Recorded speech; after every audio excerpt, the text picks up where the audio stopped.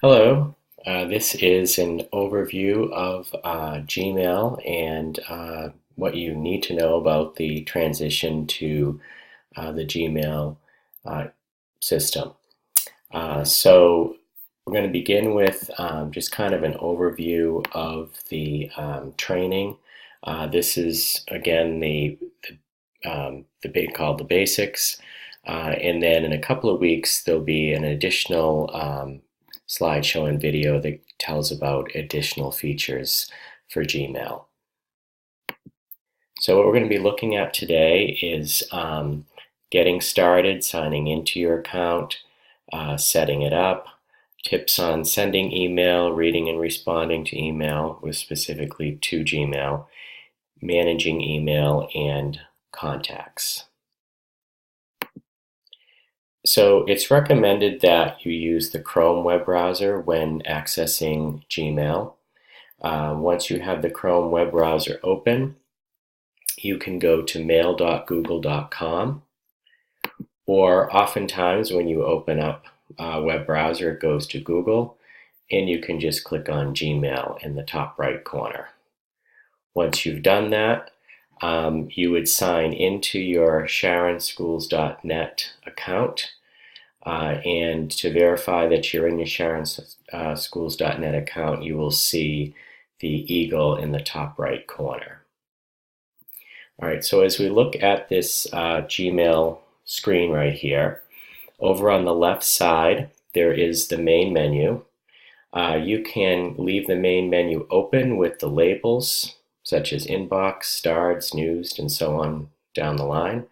Or you can collapse the menu like so, so that when you hover over the icons, the labels will show. It's more of a matter of preference. As we look at the left side here, the left menu pane, you can see the different items here. Categories has the labels, which you can create yourself, and also there are labels that are provided by the district. So depending on what school you're in, you have a label for that school. If you're in more than one school, you probably have two labels or more than that.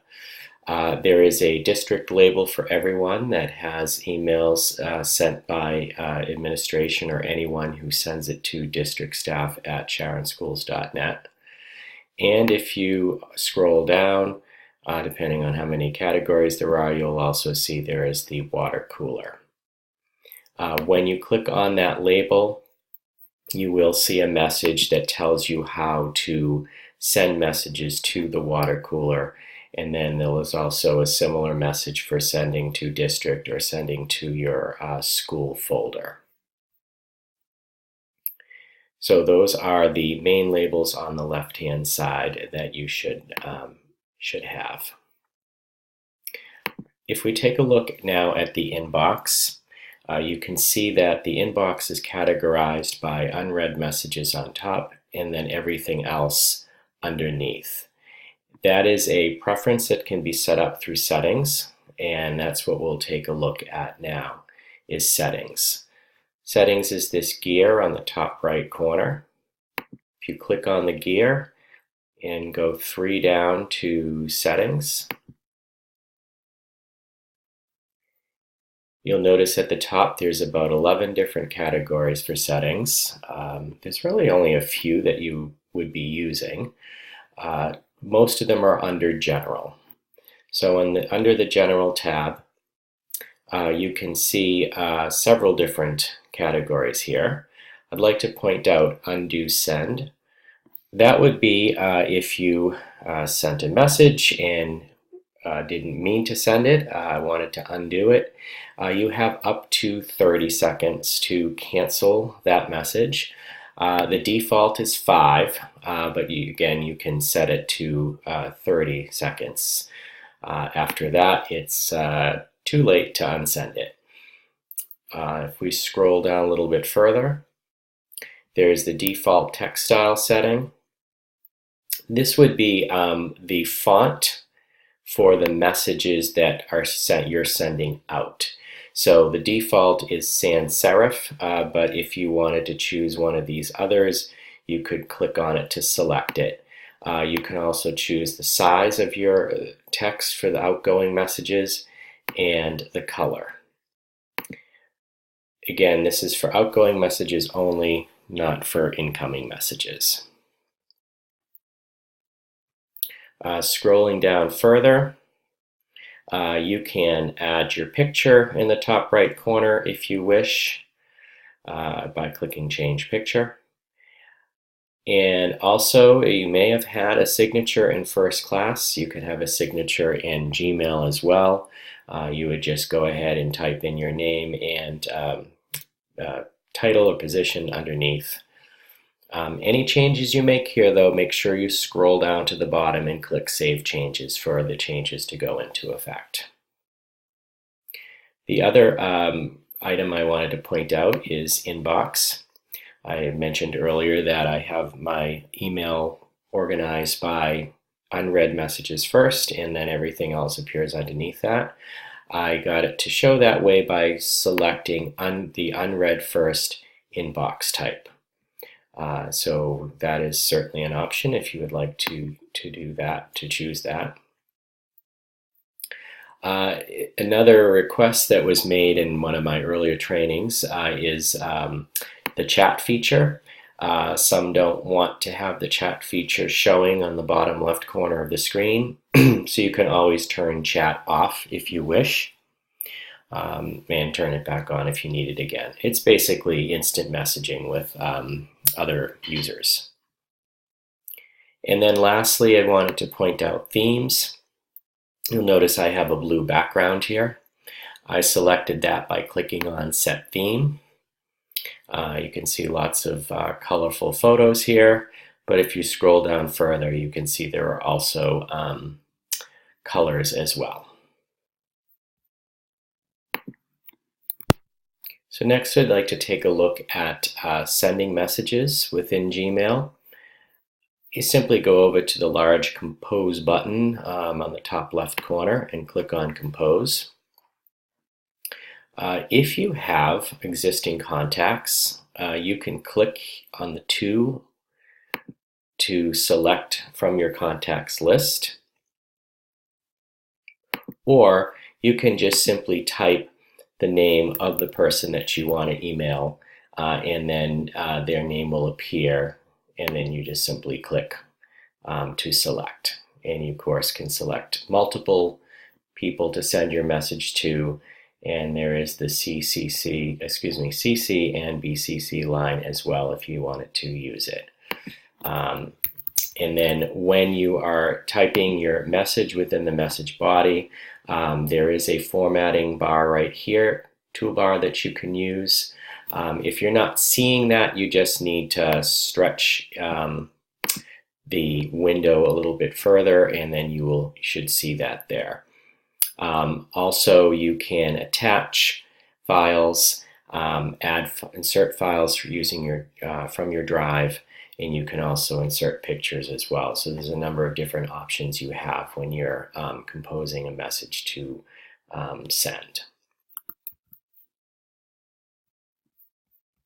So I'm going to go ahead and close that. Once you have sent the message, it will appear in your sent box right here, and then you'll see all the messages that you have sent out.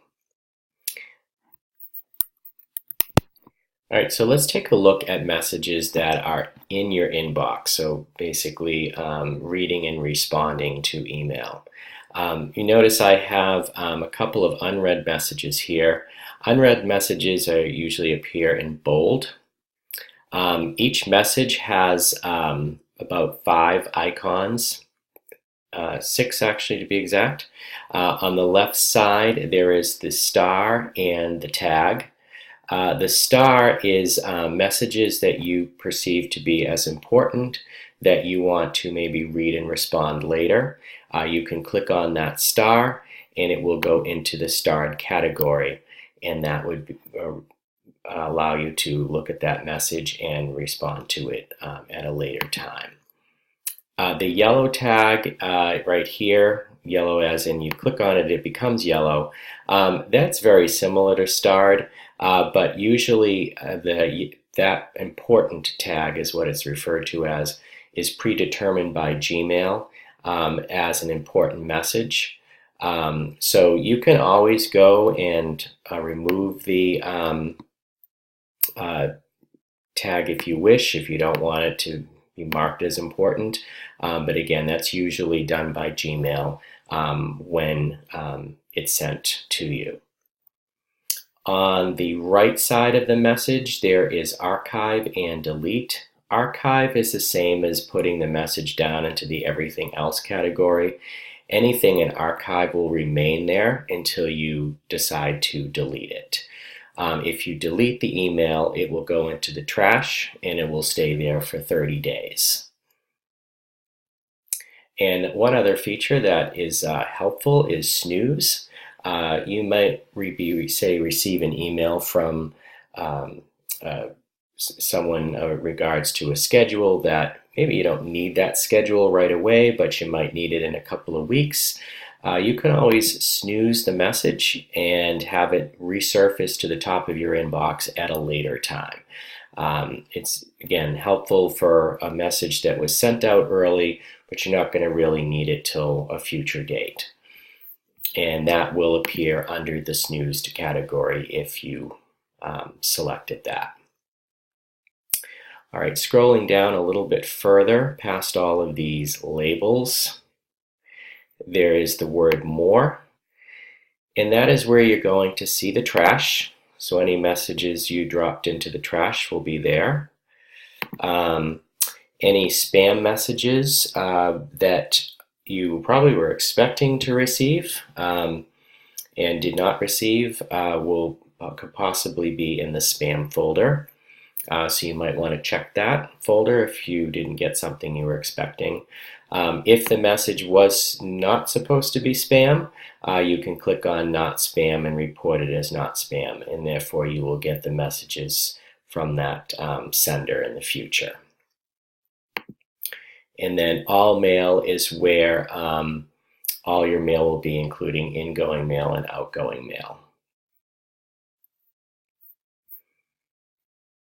All right, so scrolling back up to the inbox, let's say you were going to respond to an email when you open it up.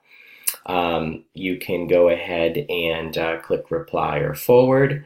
You would see reply all if it was a multiple people were sending you the email. And one other thing that you can do too, and this actually transitions now into labels, is if you click here at the top where it says labels, you can label the message as something that's already, say, in your label categories, or you can create a new label. So if I was just going to type in a label for that, I can go ahead and label it principal emails, and then that category will appear on the left-hand side. Okay, you're probably noticing that some of these categories or labels are in color. You can add a color by clicking the More button, which is the 3 dots right here, and then choosing a label color. I actually did that automatically for all the district labels, such as water cooler, district, and then the 2 schools that I work at, Heights and Cottage, just so that those labels stand out a little bit more. So I selected the red label color for that. Okay, so next up is searching for mail. Google has a nice, easy to use search feature right here when you're looking for a particular message. There's also the advanced feature, advanced search or search options that you can click on, where you can be more specific as to who the email is from, maybe what the subject is, or what's contained within the message. Also down here, if you're looking for a message, say, that's buried in your school folder, you can click right here and select that label for the school. And then therefore what would happen is it would be just looking in that particular folder or label as opposed to searching all your mail. So that's a helpful feature as well. So the last topic I wanted to cover today is contacts. You are kind of probably, now that we're transitioning over to Gmail, gradually start building your contacts, especially contacts within the district, and putting those contacts into groups. You can add contacts right within Gmail when you're composing a message. When you type in the person that you're emailing, if you hover over their name, you can click on Add to Contacts to add that person to your contacts list. And that goes for anyone within the district or outside of the district. As far as managing contacts, you have to go to the Contacts app, which is separate from Gmail. So you would hover over to the what's called the waffle on the top right corner and click on it. And then you want to look for the Contacts app. One tip that I'd like to point out is if you want frequently used apps such as Gmail at the top of this list, it's very easy to drag and drop to move them around. So I'm going to click on Contacts. And you can see right now I have 12 contacts listed. Let's say now I want to go ahead and create a category or a label to put contacts, those existing contacts into, or I may want to create new contacts.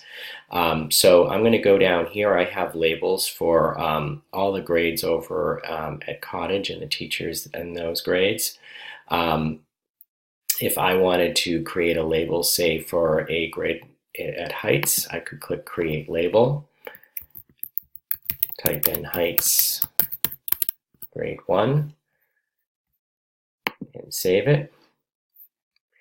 And then what I can do is if I see anyone in my contacts that's at Heights Grade 1, I could just simply drag and drop them in. But if I don't, then I can search up here for the person as long as they're within the district. So if I type in a teacher's name,